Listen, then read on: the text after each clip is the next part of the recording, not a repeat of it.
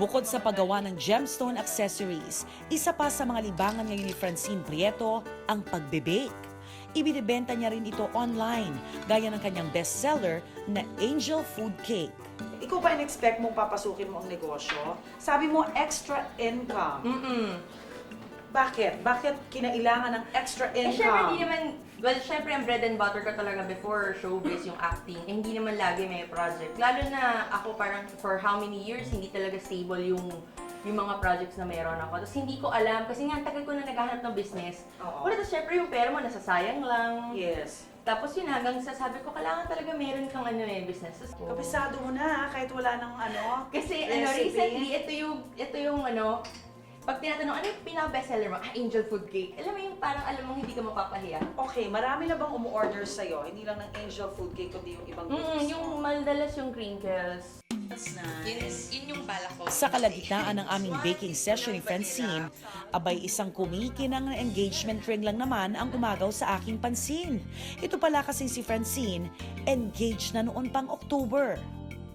Engagement ring, ako pumili. Ayoko kasi ng diamond kasi parang feeling ko lahat na lang diamond. Gusto ko iba. Sabi meron siya yung purple sapphire nga daw. Yes. Sabi ko, at least cute yan. Tapos sinerge ko yung purple sapphire, ganyan-ganyan. Yun, okay naman siya. Ang nagpatibok sa puso ni Francine, ang Amerikanong si Frank na 20 years daw ang tanda sa kanya. Nakilala ko siya through common friend. Tapos, yun, parang yung, kasi hindi naman kami bata na, nung nag-uusap na kami, parang, uy, sobrang swak yung personality Love at first sight? namin. Hindi ba, parang naman. gusto mo na kagad. Yung alam mo, uy, ito, Komportable ka. oo, komportable ka. Tapos yun, everyday nakikita na kami, lumalabas kami, saan kami kumakain. I'm not getting any younger, and it's awful hard to find really good, high quality, people to be in a relationship with.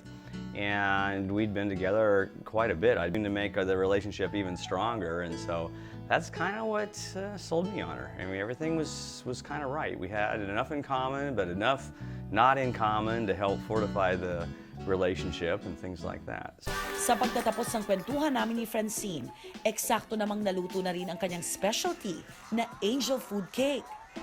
Kaya, tikima na!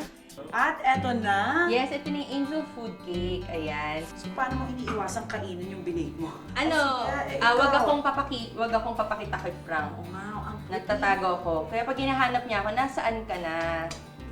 Kumakain ka na naman. Tikman ko muna ng plain na. Oo, very very light. No?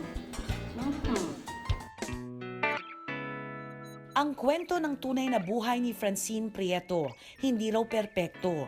May dumating man sa kanyang mga pagsubok, kapalit nito ay ang pagbukas naman ng bagong mga oportunidad at ang pagdating ng isang biyaya na higit pa sa kanyang inaasahan. Anong aral ng tunay na buhay ni Francine Prieto? Kahit anong pagkakadapa mo, o kahit mawala pang lahat-lahat sa'yo, huwag kang mawawala ng pag-asa. Yun lang, tanggapin mo lang lahat at huwag kang matakot mag-start ulit from zero.